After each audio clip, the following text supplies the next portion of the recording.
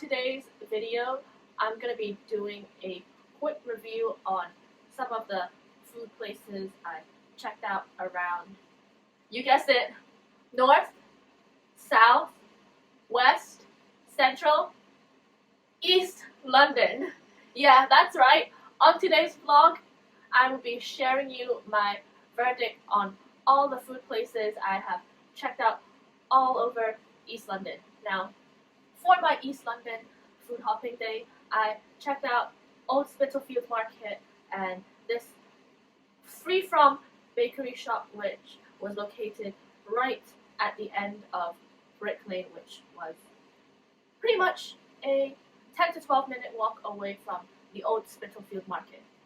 Are you ready to get into the video? I know you are. Let's get started.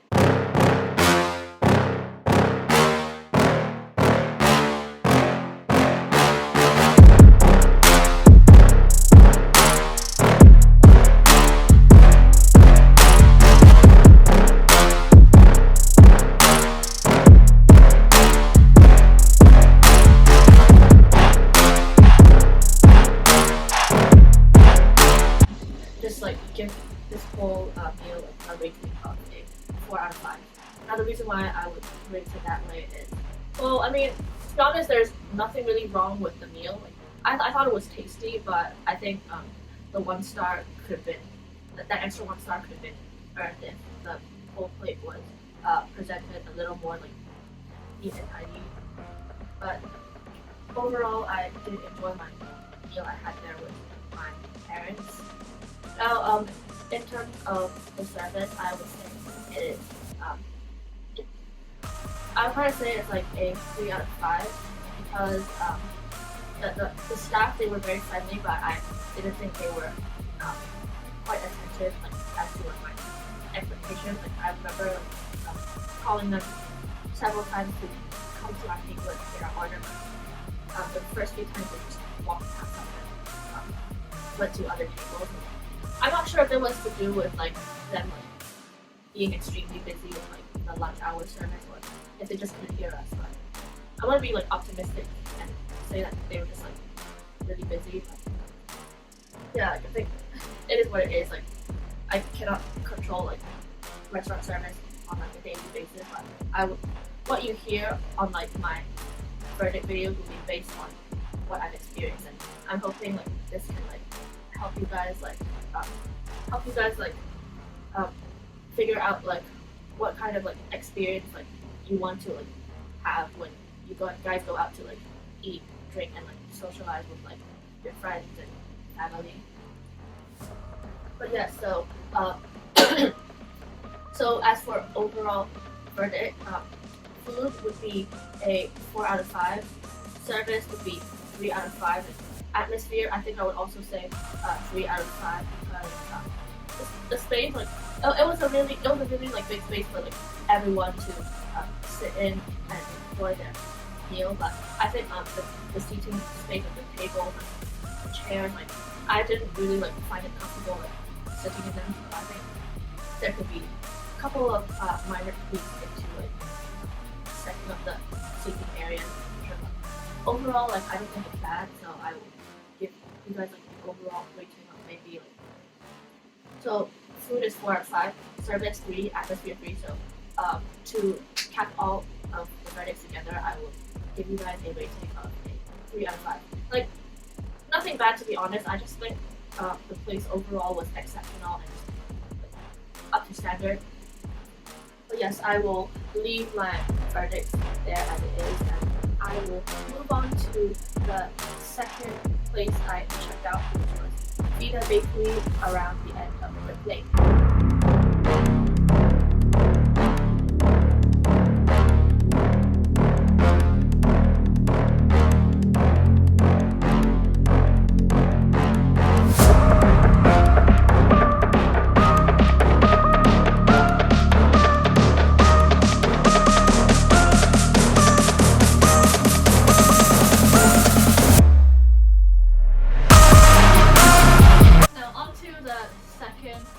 Food review on Vita Bakery, which was the free from bakery that's giving out the concept of cakes and bakes that are free from dairy, gluten, and eggs. Now, I myself am not vegan, but I am intolerant to gluten and dairy products, so therefore I think this free from concept was more suitable to the likings and needs of my dietary and allergen requirements. Now, for those of you who think allergy and intolerance are the same thing, like actually, like it's not. Like allergy and intolerance are two different things. Like an intolerance is basically like something to do with like you your body not being able to tolerate like certain kinds of food or ingredients that you digest. Like you can put up with it if you want, but you're just going to have to suffer the consequences of like getting ill. However, if it's an allergy, it's a lot more serious if you get cross-contaminated. Allergies could include like symptoms that are a lot more worse than just the typical like stomach pains, bloating, cramp, and gas. If you have allergies and you're cross-contaminated to anything you have like food allergies to, like chances are you can suffer worse symptoms such as like wheezing, or you could have like a swollen neck, or maybe you could even develop rashes all over your arms, your neck, your whole body. Or worst case scenario, I've heard stories of like people getting like allergies with peanuts and chickpeas, and the consequences of cross-contamination with those are like life-threatening, because it's those kind of allergies that can potentially and most likely to kill someone if they have a peanut or chickpea allergy and you're not careful with like the allergy labels and the type of food you're giving out to other people without being aware that they have this kind of allergy. I think I've heard stories of like people who need like I didn't know them personally, but I've heard stories of like people who I used to attend schools with who suffered from a chickpea allergy at someone's birthday party, and the consequences for her was like life-threatening. And when the family called the ambulance to like save the girl who got cross-contaminated with chickpeas, like it was too late. Like she was already like gone by now. So it's really sad. Like this is why food hygiene, safety is like super important, especially when you're handling ingredients in the kitchen that contains traces of any like products that have like certain allergens, just like nuts, gluten, dairy, eggs. And I think with a free from concept of vegan dairy, vegan gluten, vegan eggs, I think this is like one of the best concepts to come up with, especially for like people who can't eat dairy, can't eat gluten, can't eat eggs. I can eat eggs, but I cannot eat gluten, I cannot eat dairy because I'm intolerant. If it's gluten intolerant, thank God it's an intolerant for me, because like if it's gluten intolerant, like I wouldn't like worry too much even if I ate a bit of like gluten by accident and got sick on the way home. But if let's say I had celiac disease and I accidentally like ate some food that had some traces of gluten, like I think worst case scenario would be me carrying an EpiPen with me wherever I go. Thank God I don't have celiac disease, because like if it's celiac, I would have been born with it. And the gluten sensitivity I had just suddenly hit me around Easter. Safe to say that it shouldn't be too serious if like I don't eat gluten at all. But anyways, when I went to the Vita Bakery to check out their free from cakes, I went in and I purchased 2 items. Unfortunately, I forgot to take a photo and video of myself trying the cupcake that I bought from them. However, I did manage to take a photo of the peanut butter brownie which I purchased from their bakery, and honestly I have to say I absolutely loved it. When I tasted it, like I actually couldn't like distinguish whether it was like gluten free or just like normal brownie that I typically get from like cake shops or like the normal one that you usually like make back in the day. But it kind of amazes me how like how bakeries and cake shops like these are able to make the same kind of quality cakes and bake products to emulate the ones that are that actually contain like traces of like those like allergen products.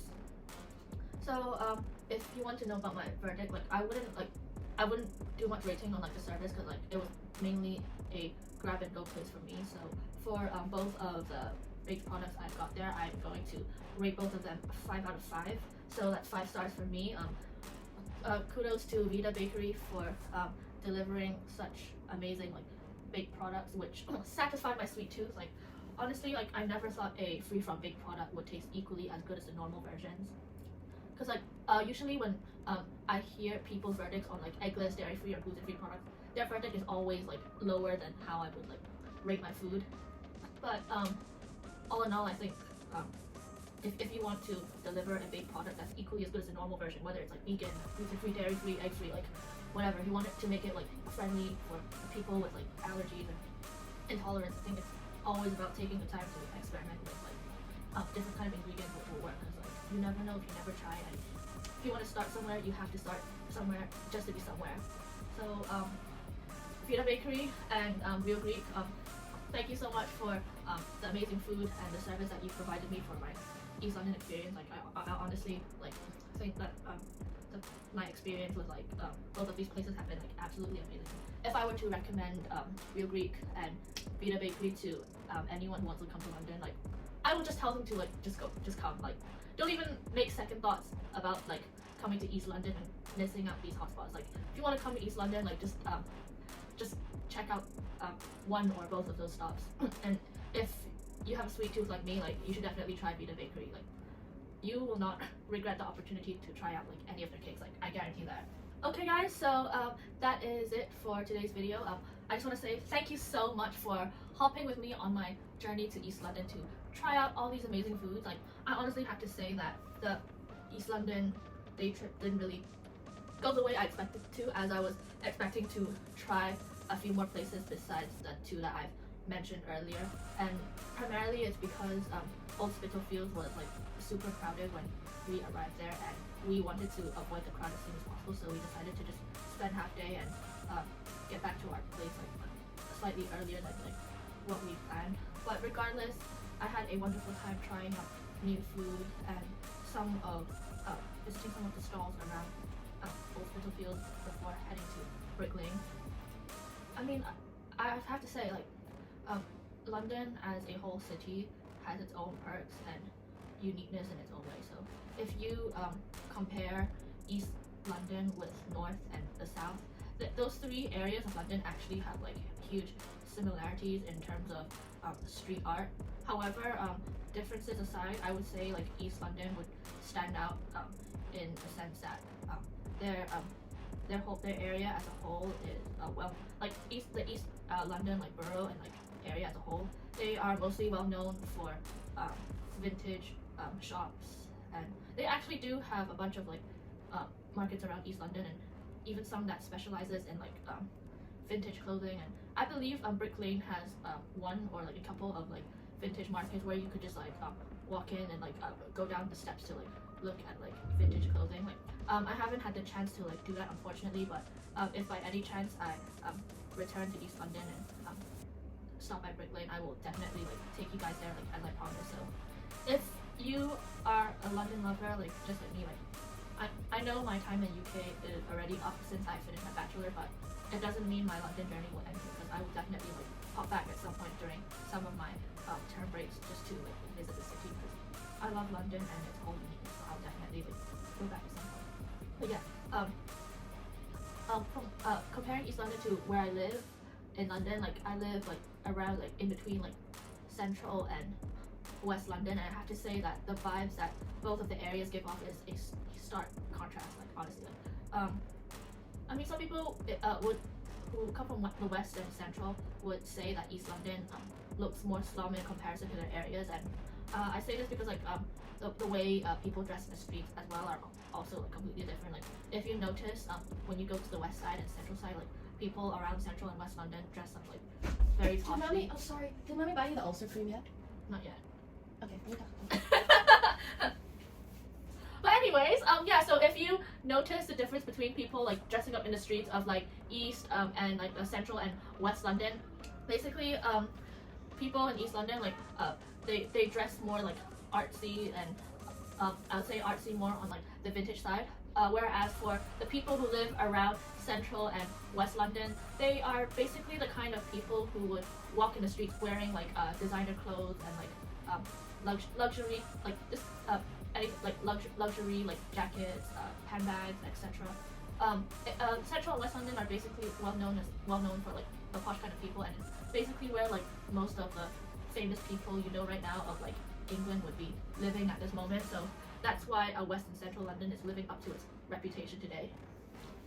Yeah, once again, like I would get back to the point where I'm saying that London has its own perks and uniqueness in every like boroughs and areas, and outer zones even like, oh god, I still need to check out the other outer zones such as Wembley and Wimbledon, because like that is still on my bucket list. I need to go at some point. But yes, thank you so much for watching this YouTube video.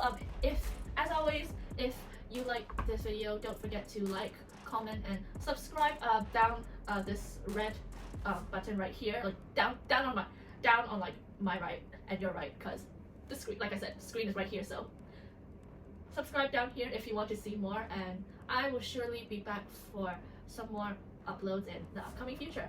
Thank you so much, and I will see you very soon.